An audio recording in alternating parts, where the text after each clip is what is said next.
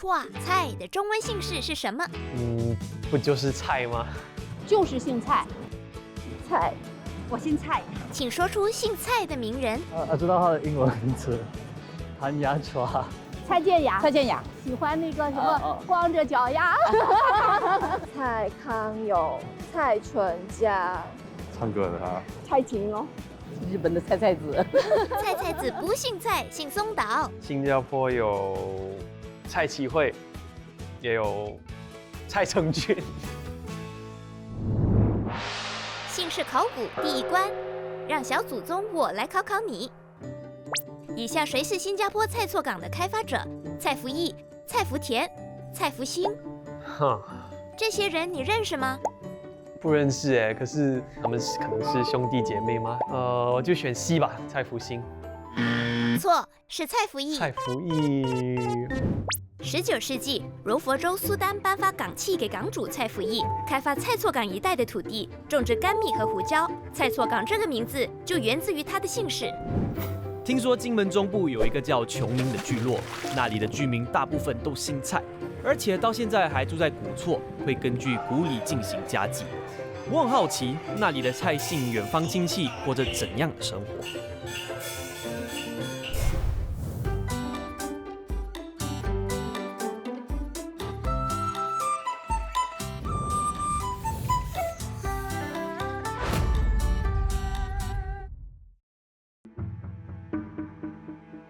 琼林蔡氏家族的根源自中原河南上蔡。北宋时期，祖先从福建出发，渡海到金门，在这里开枝散叶，历经宋、元、明、清，到现在已经超过1000多年的历史。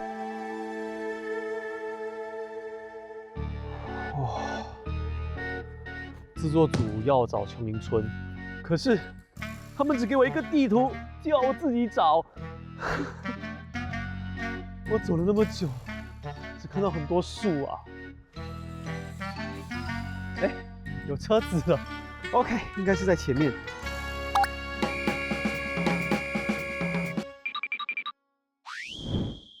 哎，琼林找到了，哈哈哈！御赐李明，琼林，走吧。不错哦，居然给你找到了。这里以前其实叫平陵，后来一位叫蔡宪成的进士在朝为官，因为学问出众，明熹宗皇帝认为琼林比平陵更雅致，便御赐改名。琼林村位于金门岛中部偏北处，是蔡氏单姓聚居的村落，目前常住人口约1000人，至今仍保留大量闽南传统建筑。琼林村这么大，应该从哪里开始啊？姐姐，不好意思，打扰了。我是蔡成俊，这是我第一次来到琼林。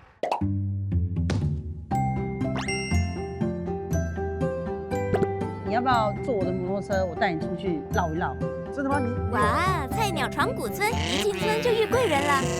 哇哦！不用怕。哇！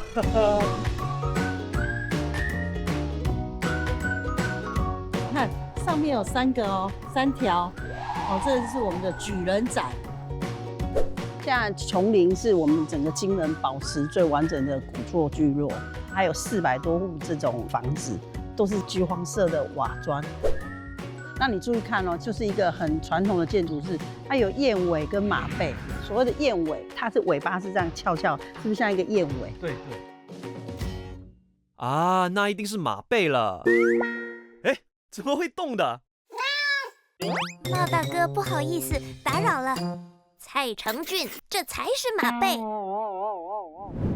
哎，来，成俊，你看哦，你有没有看到墙壁上这是什么？这个是我们全金门最小的风狮爷，它只有19公分。对，那它的用意是用来挡煞、挡向煞。金门1年中东北风的季节长达9个月，风速平均在每秒4米以上。自古金门的植物就不易生长，居民饱受风灾之苦，便开始在庙口、路口等树立风狮爷来阵风驱邪。慢慢的，风狮爷就变成了聚落的守护神。其中，坐落在琼林村北面的风狮爷就是负责挡风，其高大威猛的形象号称风狮爷界的金城武，深受游客的喜爱，常被选为金门观光的代言人。 。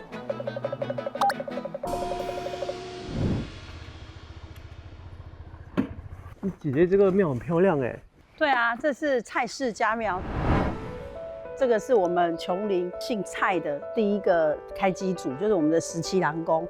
这里已经有185年的历史了。哇，庙外庙里都很漂亮哎。我们当时就是每中一位进士，我们就会有盖一座家庙。所以你上面一看，6个进士，然后再还有6个武将，所以我们还有一个很厉害的称号，叫做文武世家。过去蔡氏是这里相当有名望的大族。6世以后，蔡氏逐渐分房分派，只要各房各派有人中进士，就建造一座宗祠。可是不论有无讨得功名，大家都祭拜蔡17郎，所以17郎住的乌厝就改建成了家庙。希望以后我也是能出人头地，不要愧疚我们的祖先。你怕嘞？好好努力去。这些古厝在这一生中是没有看过的。而且这里的屋子也是保持到很好的一个状态，没有什么商业气息，所以可能就让我觉得很舒服。过去金门岛上资源缺乏，山上的花生、地瓜、海里的蚵仔都是主要的食物来源。到现在，琼林村都还有大约1/3的村民以采蚵为生。哎 ，Hello， 蔡老师好，你好，早上好。今天我是来跟你学怎么采蚵的。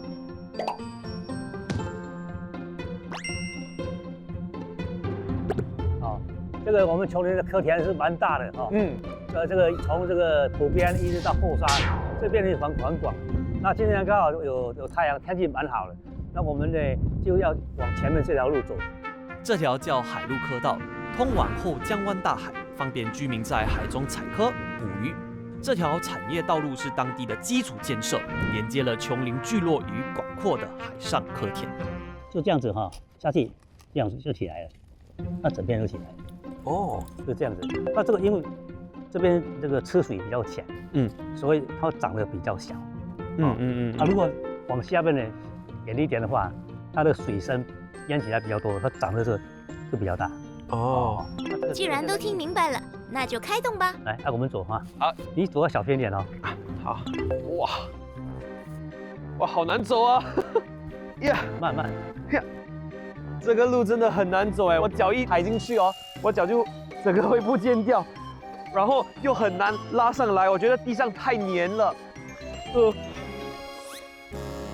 蔡老师说，这些蚵仔算野生的，是一种叫10条养殖法的方式，已经有200多年的历史了。10条一放下去，蚵仔就会自己慢慢长大。好，应该是有一个大的在这里。虽然是看起来很大力，可是好像干掉了。老师，这个算是干掉了吗？还是这还没长呢？还没长啊？刚起来而已，像小孩子一样。不好意思。那个会把它放下去。完了，来了个帮倒忙的。起初我还以为采蚵是一个挺容易的事，其实发现是一个非常费体力的一件事。我卡住了，我已经不能动了，我崩溃了，我动不了了。来人，把这个采蚵菜鸟拖走。哇！这一趟我千里迢迢到琼林村采蚵，一心想感受蔡家人的生活，没想到却是一个大考验，最后还无功而返。现在涨潮了，我们应该退吗？还是对，要退了？好，往前。好，那我们小心走。海水涨得真快啊！哎，老师，那现在我们是采完了，可是我们可能有机会吃到这个采完的蚵吗？哦，有啊，刚好再过2天，那祭祖的话就有一道面线，面线里面一定要放海蚵了。很好，期待非常谢谢老师。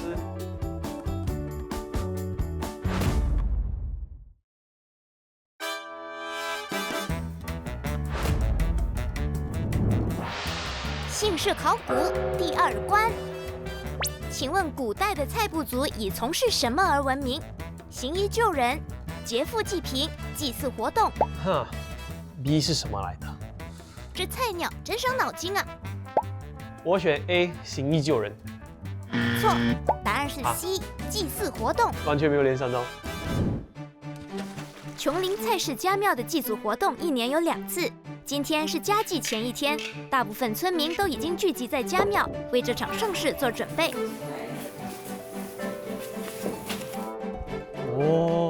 家庙现在非常热闹哦，大家都在筹备明天的家祭。现在很忙哎。那个是蔡老师。老师，你好，可以。为什么好像在每个地方都会看到你？因为我们明天要忙着祭祖大事，是我们家族的大事。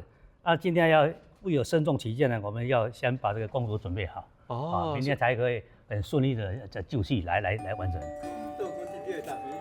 尤其年轻人外地回来不熟悉，所以我们老一辈的比较熟悉，一边做一边提醒他要怎么做，这样的要一方面工作，一方面要传承下去。那老师祭祖有什么禁忌吗？原则上是没有什么禁忌的，只要是姓蔡的这个子孙，不管男生女生都可以来祭祖。姓蔡的子孙还不赶快过来帮忙？我们现在每天祭祖的，这主要这个是主桌了那么首先呢，这个蜡烛就不能把它插上去。这个是明天要祭拜的时候的一些器具我们明天是要把神主牌请下来，当头家大概分配4位的话就要这个有2个杯子。看到大家都那么积极的这个画面，我是蛮感动的，因为我看得出这个家祭是对蔡氏家族有多么重要。家祭是聚落里的大事，是全民参与的活动，筹备工作当然不局限在家庙而已。总之，今天的琼林村不养闲人。面线盘是家祭的其中一道贡品，也是祭祀结束后聚餐时的一道美食，有长长久久的意思。这道食物从明朝的祭祖仪式一直流传到现在，绝对是被时间和蔡家人认证过的古早味。蔡成俊还不来拜师 ？Hello， 蔡爷爷、蔡奶奶，你们好，我是蔡成俊。这个是第一步骤吗？卷面线，拉起来。所以大拇指要放在中间，大拇指，然后卷，再卷。我抓到秘诀了。看来菜鸟抓到技巧了。刚才我就是有跟爷爷奶奶了解，他们5个小时前就拿这个面线去蒸了。5个小时之后煮熟了，就直接把它卷去面线。他们要趁这个热度呢，这个面线还是软软的，他们可以快点把它卷起来成这种形状。如果那个面线冷了之后呢，硬之后它就很容易断掉，就没有这种美丽的形状了。爷爷，我可以问你一个问题吗？这门学艺是跟谁学的？没有，自己说的，自己学的。身为村庄面线师傅的蔡成烈是土生土长的琼林人，年轻时跟着村庄的师傅学做宴会菜，后来为了祭祖需要，他才开始研究面线盘的制作。当制作组告诉我师傅是80几岁的一个爷爷和奶奶的时候，我是有点担心啦，因为我的脑海想象中是一个很严肃、很凶的师傅在那边说错了，不可以。做错，再来。所以进去的时候我是小惊讶的，因为爷爷跟奶奶真的很可爱，他们对我真的很好。我觉得我的很不漂亮。可以啊。可以再做一次人家的。哎呦，爷爷奶奶都说可以了，自信一点。我跟爷爷奶奶一共卷了8盘的面线盘，现在就要拿出去晒太阳啦。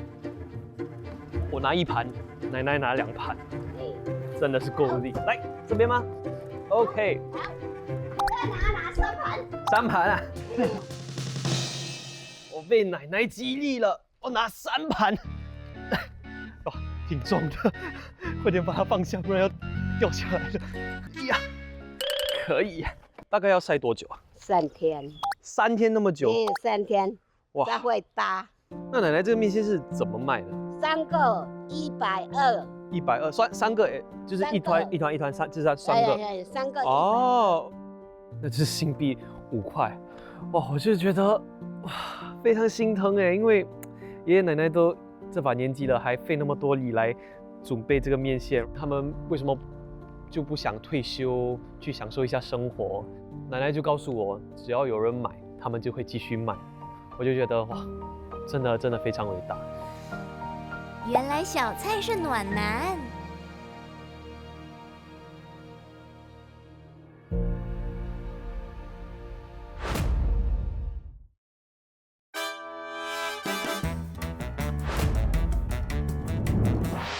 姓氏考古第3关，请问蔡字的本意是什么？野草丛生，动物的硬壳，山峦起伏。为什么问题好像越来越难啊 ？A 吧，野草丛生。算你运气好。耶！我终于答对一题了。菜字的草字头，说明这个字和草木有关。家祭是琼林菜市重要的民俗活动，这个习俗传承久远，主要用意除了凝聚宗亲、慎终追远，也强调尚俭和清廉的家风。你看，昨天我洗的碗碟都派上用场了。哇，贡品还有一整只的猪和羊哎，那边还有负责奏乐的乐队，感觉等下的仪式真的会很大阵仗。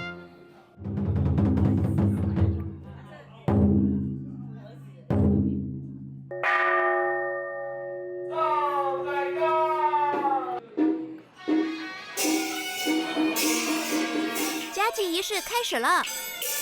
琼林家祭最特别的就是一开始会把35位祖先请出来，这些祖先有开基祖17郎公，也有历代考取功名的祖辈。这样的排场和氛围，在古代是宫廷官家才有的祭祖礼仪。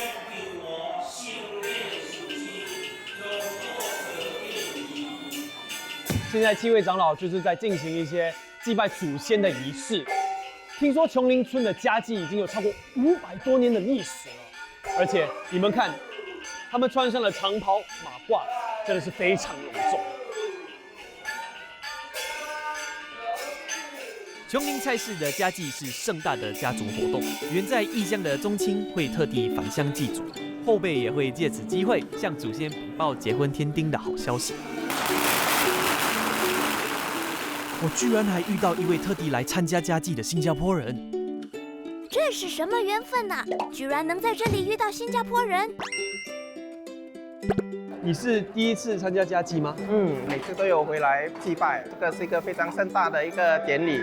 对，非常敬佩你，因为我来这里之前，我是没想过我们会有这种家祭。所以能够来家祭参拜我们的这个祖先，是一个非常自豪非常很荣誉的事情，然后可以在祖先面前跪拜，然后告诉他我是你们的子孙，请你保佑我们大家一切平安。原来蔡显阳的祖屋是村里有名的仰桌楼，他的曾祖父是南下发迹的金门人。这栋楼建于1920年代，后来因为战乱废弃，直到16年前，踏上寻根之旅的蔡显阳又着手修复，真是饮水思源，好样的！我自己在家里也是有祭拜祖先的，可是是比较简单。可是我发现，不管是在新加坡的简单，还是在琼林村的家祭，最重要的东西就是要对祖先有这个想敬祖的心。家祭一结束，重头戏立刻登场，琼林宴要开席啦！原本庄严肃穆的家庙，里里外外瞬间变身热闹的宴会现场。听说琼林村每一座家庙都在办桌，全村加起来足足有80桌，场面之浩大，真的让人一看就热血沸腾。很高兴有这个机会能跟琼林村的一个长辈一起享受今晚的琼林宴。琼林宴主要是5菜1汤啦，这5道菜5世齐昌啦，子孙长长久久，4代昌隆。琼林宴未成祖训，有5道菜是一定会出现的：一、面线盘，取意为长长久久；二、白斩鸡，取意起家，全鸡代表有头有尾，做事顺利；三、蒸鱼，意年年有余；四、蒜仔炒肉，以葱蒜炒3层肉，蒜尾如须，象征清清白白，白头偕老；五、蒸芋头，意多子多孙，传承久远。据说琼林宴的传统是由当年的进士蔡献成从宫廷宴席文化中延伸出来的哦，果然有气派。来了，赵宝来了，各位请用，大家请慢用。来，好吃，一级棒，这是一级棒。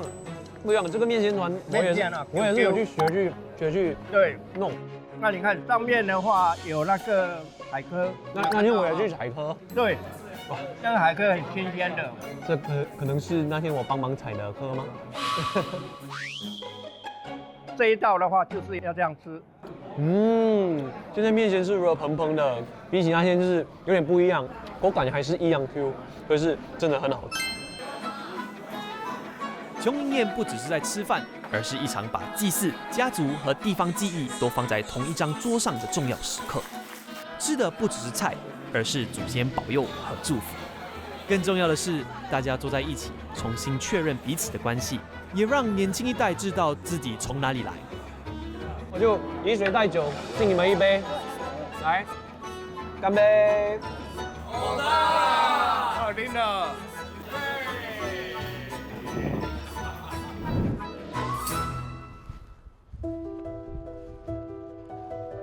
我是一个非常喜欢历史文化的人，所以这一趟能回来金门，来到琼林村，认识一下他们的文化历史，我是非常开心的。在这里，我想非常感谢琼林村的每一个人，因为他们对我的招待真的非常棒。小心小心！